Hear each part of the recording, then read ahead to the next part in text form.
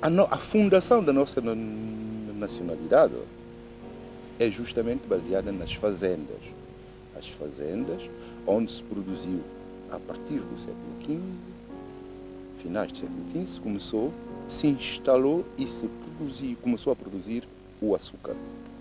O açúcar, a cana que vem da Sicília para a Madeira, da Madeira para São Tomé, onde a coisa é implantada e cria-se um sistema de fazendas em que vem principalmente colonos portugueses e europeus. E eu aqui, quando utilizo a expressão, o conceito de colono, não pretendo utilizar no sentido que a coisa adquiriu posteriormente. No século XX, o colono é a pessoa repulsiva. Aqui não é necessariamente repulsivo. Porque o colono é aquele que vai ocupar uma terra e fazer a terra produzir. O colono, é nesse sentido que eu utilizo o conceito de colono. Primeiro. E depois, há o facto principal de o açúcar ser um produto rico. Porque nós agora vivemos açúcar branco. Na altura, a única forma de açúcar que existia era o mel. Para além do mel, ou a produção de açúcar de cana. Portanto, como vê, é um produto riquíssimo. Dá acesso a pouca gente, primeiro. E depois nós estamos. Qual é o sistema que havia na Europa e no mundo? É um sistema que na Europa estava já a mudar, ser abandonada a escravatura, porque já não era rentável para o feudalismo, mas esse sistema revela-se rentável em África. E Santo Tomé, por estar longe do continente, havia poucas ameaças, portanto, é um território fértil, desde logo, tornou-se, essa trilogia afirma-se. Essa trilogia afirma-se, o cacau que digo, permita-me retificar, a cana de açúcar, a escravatura como suporte, e como é que aparece Amador? Amador, de nome Amador Vieira, é um capitão de mato. O capitão de mato é uma pessoa que tinha a responsabilidade de capturar escravos fugidos e levá-los. E também o que vai acontecer, se nós vermos bem o contexto, qual é o contexto em que estamos? Estamos no contexto em que Portugal não era independente. E isso muitas vezes a gente esquece. Portugal não era independente. Não era independente por quê? Porque tinha morrido o rei Dom Sebastião sem deixar sucessor ao trono. E quem é que ia herdar o trono de Portugal? O rei de Espanha. Portanto, Portugal estava sob o domínio espanhol. E aqui em Santo Tomé havia conflitos graves entre o poder da igreja e o poder do governador. O bispo Menezes e o governador Noronha estavam com conflitos. Conflitos graves, a ponto de um chegar a excomungar o outro, portanto o bispo excomungar o governador. Portanto havia um desmando, não havia um poder centralizado e hierárquico que pudesse organizar a sociedade. Desde logo, os escravos sempre se revoltaram. Os escravos quem eram? Eram pessoas que eram capturadas na costa africana e trazidas para Santo Tomé para produção. E os escravos fugiam, no que a gente designou, no que é conhecido como criando quilombos, que são aldeias e povoamentos próprios dos escravos foragidos, e viviam de forma independente. E Amador Vieira aproveita esta ausência de poder e organiza, recupera a revolta e os escravos, mobiliza-os e invade o único centro do poder, que era a cidade. único centro de poder que é a cidade e principalmente o forte. Ocupa o forte em julho de 1495, ele ocupa o forte. Não demora muito tempo, contrariamente ao que a gente diz. E ele passa a designar-se capitão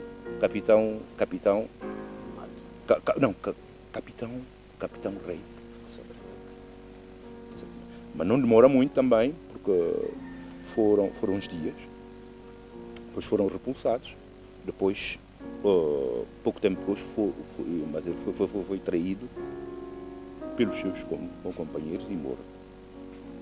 Portanto, essa trilogia vai marcar, esta trilogia da Amadora, outra vez o cacau, o cana de açúcar, cana de açúcar e a escravatura vão marcar este período.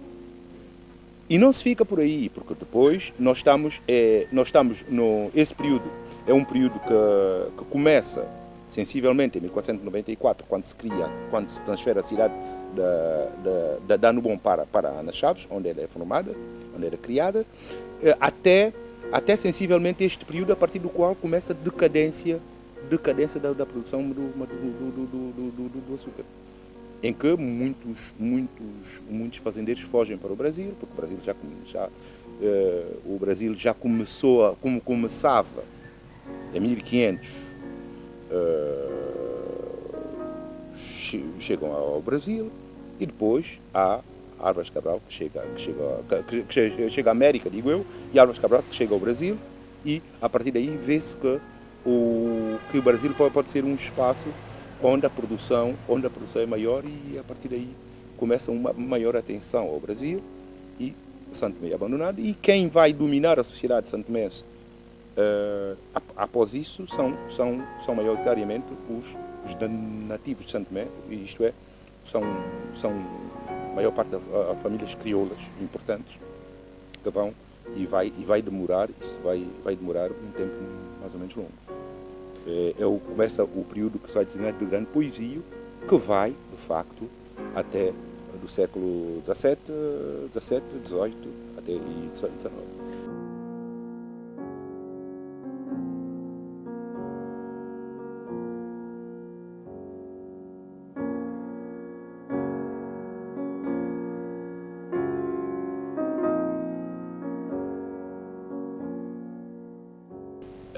Poucos textos falam disso. Há um texto do século XVII, um padre Pinto, que fala desta problemática. Só que o que importa, o que nos interessa agora, efetivamente, seria aprofundar. Irmos, por exemplo, termos recursos para irmos buscar nos arquivos portugueses, para ir buscar estes textos. Eu, por exemplo, durante muito tempo, trabalhei nos arquivos portugueses, num momento dado, trabalhei tanto na Assembleia da República em Portugal como no ISCPS, na Biblioteca do ISCPS, no Museu de Etnologia. Trabalhei a fazer levantamento de tudo o que foi escrito sobre a questão. Mas os documentos, lá eram documentos já tratados. Os documentos de arquivo, esses estão na Torre do Tombo e eventualmente na outra biblioteca, cujo nome agora me escapa. Mas que de facto tem que haver estudos de textos do fundo. Estes textos é que nos podem revelar, efetivamente, podem revelar mais informações. Mas estes documentos ainda não foram analisados, nem por historiadores isolados, nem por grupos organizados, porque, normalmente, história numa nação tem que ser escrita por uma equipa. Uma pessoa sozinha é um empreendimento demasiado grande, demasiado pretencioso, para começar. Porque a história, para começar, é fundamentalmente interdisciplinar. Não estaríamos a fazer ciência. Porque a história começa a existir a partir do momento em que é escrita. Porquê? Porque a escrita é o relato dos acontecimentos. A partir daí, nós podemos fazer. Embora a história africana, muita da história africana, se faça com textos não escritos, pode-se fazer com textos manuscritos, textos orais, histórias que a gente vai interpretar e confrontar com a realidade, mas, sobretudo, como eu dizia, a história é pluridisciplinar. Isso quer dizer, eu, se quiser escrever uma história, tenho que perceber a economia, não a economia como ela funciona agora, mas naquele tempo como é que funcionava. Como é que funcionava a cabeça das pessoas, portanto, perceber a psicologia das pessoas. Perceber, porque, aliás, há um historiador francês, que é Lucien Lefebvre, que dizia que o anacronismo é o pecado capital do historiador. O que é esse anacronismo? O anacronismo é, por exemplo, eu estou a falar, por exemplo, de Rei Amador e colocar uma informação que é do século XX ou século XIX. Isso é anacronismo, é pecado capital para o historiador. Portanto, para evitar anacronismos, nós temos que ter textos que nos ajudem a pensar e sermos capazes de nos transferir para aquele período para saber exatamente do que é que nós estamos a falar. Portanto, eu acho que a história tem que se referir à fonte.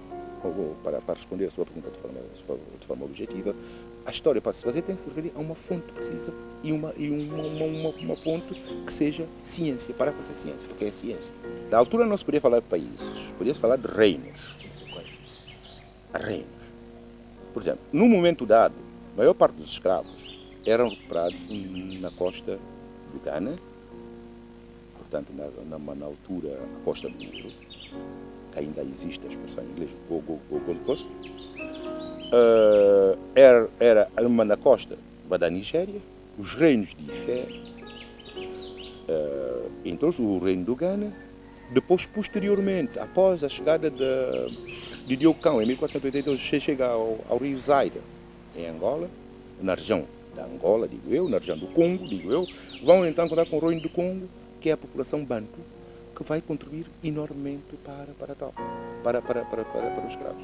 E os nossos crioulos começam justamente a formar-se a partir daquilo que apareceu no século XVI, em contacto, aliás, pode-se ver nos crioulos de Santo Tomé e no crioulo da Ilha do Príncipe, vai-se ver a influência de uma e da outra língua,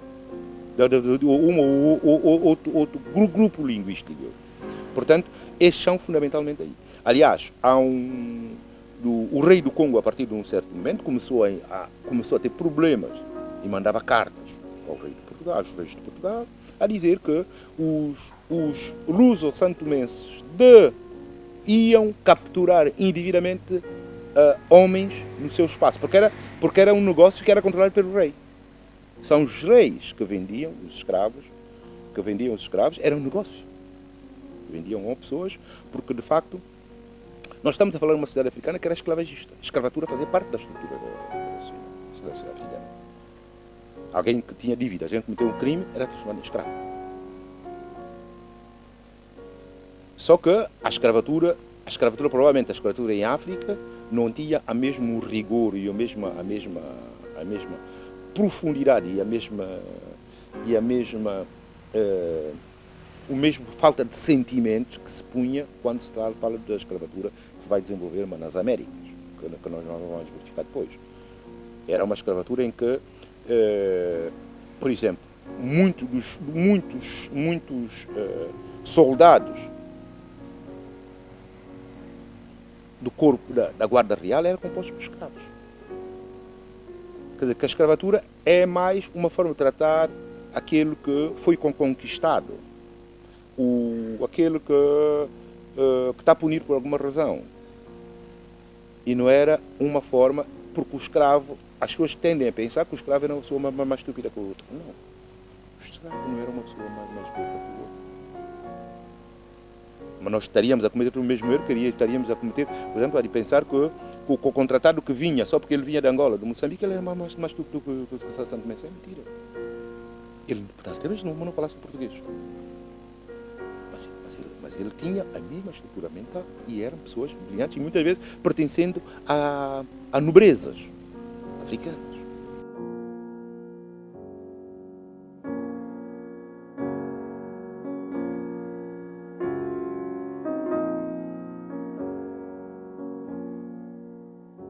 Mesmo quando Amador vai ocupar a cidade de Santo Tomé em julho.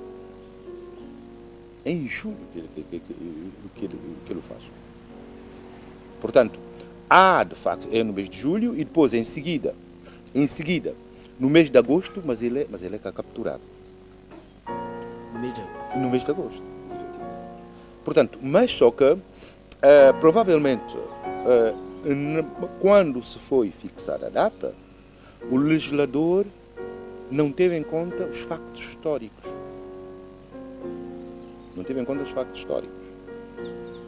Se tivesse tido em conta os factos históricos, pelo menos os que se possuíam na altura, provavelmente a lei teria sido feita, teria sido elaborada no seu preâmbulo, teria tido em conta outros elementos que queriam contextualizar, de facto, queriam contextualizar melhor a data.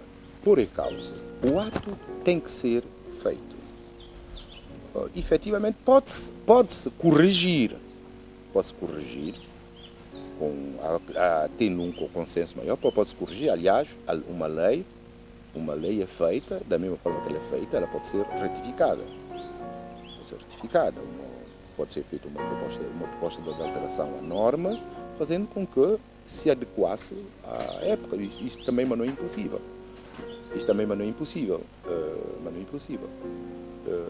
E penso que seria desejável.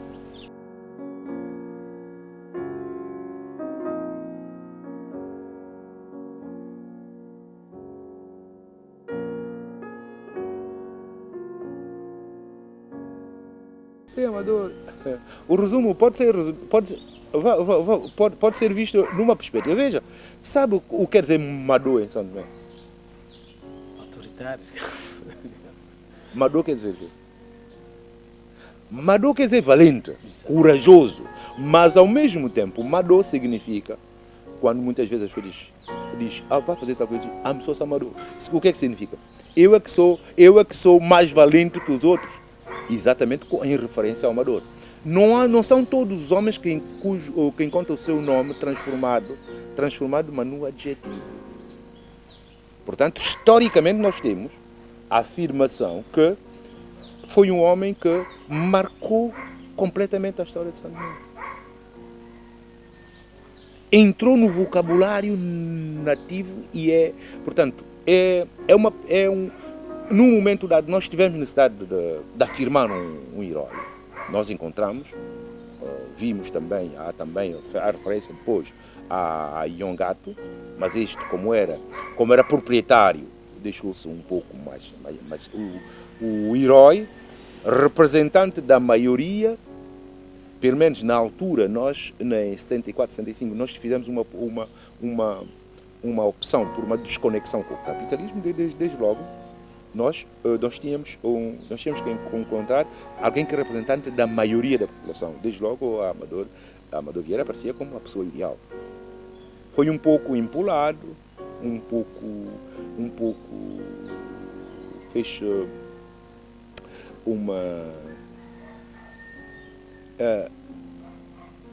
elevou-se demasiado, mas não se fez abordagem científica para enquadramento, mas de facto Amador Vieira é o nosso herói, é um dos nossos heróis. Eu acho que precisa ser conhecido e divulgado, perceber a origem, perceber a importância dele. E sobretudo a parte irónica, porque há uma dimensão irónica do conceito Amador, e há uma dimensão que é do valente que nós conhecemos. Mas há uma dimensão irónica daquele que mas não sou eu que vou tomar pipeto de bala para alguma coisa, percebe? Porque quando diz Madô, significa justamente tomar pipeto de bala para alguma coisa, para nós usamos a forma como se fala habitualmente. Sabe? Portanto, justamente porque ele foi o herói, aquele que assumiu em si uma vontade daqueles que eram dominados e afirmou e liderou o processo. Mobilizou pessoas que desceram de três pontos diferentes, desciam da Madre de Deus, vinham ali da zona de Manga, outros que vinham aqui da zona de Praia Melão, que entraram pela cidade, percebe? E, segundo textos que eu vi, mas não sei se correspondem exatamente fala-se de que ele teria mobilizado cerca de 5.000 pessoas para a sua causa.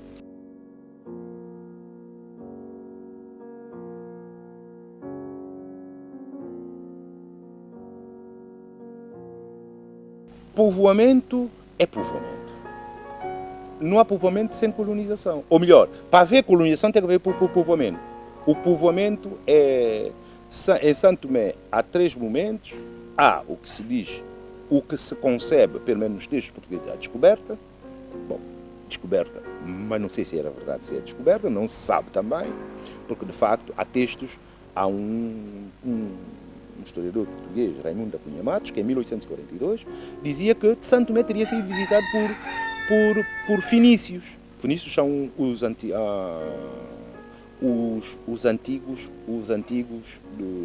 antecessores dos libaneses, se a gente quiser. Pelos gregos.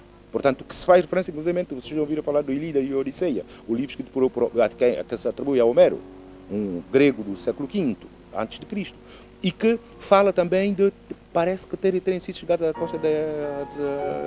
costa dos Camarões e de Santo Tomé, ter chegado às ilhas de Santo Tomé. Mas também, e ele faz referência às górgotas, górgotas e gorgoias, creio, que são as ilhas, são as ilhas. Também há o facto de nós estarmos aqui ao lado, na costa da Guiné, na costa do Golfo da Guiné. Eventualmente pessoas podem ter chegado, mas não deixaram nada escrito. Portanto, desde logo, nós temos o problema do povoamento. Os primeiros povoadores registados por textos são povoadores vindos da costa africana, que nem todos eram escravos, mas nem todos os negros que vieram para Santo Tomé eram escravos. Uns eram homens livres que vieram se instalar, inclusive há um dos filhos do rei do Congo que viveu em Santo Tomé. Porque Santo Tomé serviu de padroado. Portugal tinha padroado e Santo Tomé trouxe o centro de formação religiosa, mas também de linguística, para toda a costa oeste africana, durante muitos anos. Portanto, este povoamento de Santo Tomé era um lugar onde havia muita riqueza. As pessoas se enriqueceram com o comércio de escravos. Claro, iram capturar escravos na costa, que vendiam para a Europa. Para os navios europeus. Mas também o negócio do ouro, negócio da pimenta, negócio do que nós chamamos de lagaia, que eles chamavam gato da algalaia, também servia de negócio. Que era tudo, e haviam pessoas ricas, pessoas nativos ricos. E depois, em seguida, foram a pouco e pouco, houve a partida, fala-se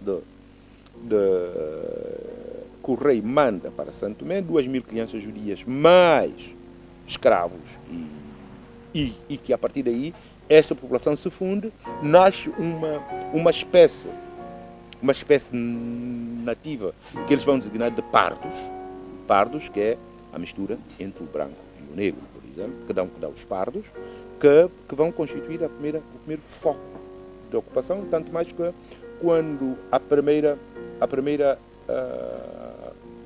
desta população começa a desaparecer, os pardos começam a adquirir, o rei atribui, dá-lhes privilégios, concede-lhes privilégios, que lhes permite depois ocupar e tornarem-se senhores da beira terra. Começam conflitos mesmo. Aí a expressão filho da terra, nativo de Santo Tomé. Aquele que nasceu em Santo Tomé, portanto, que não veio, mas nasceu em Santo Tomé. O nativo, portanto, este é que é o foco da ocupação das primeiras famílias que se instalam e depois vão se acrescentando outras por aí fora.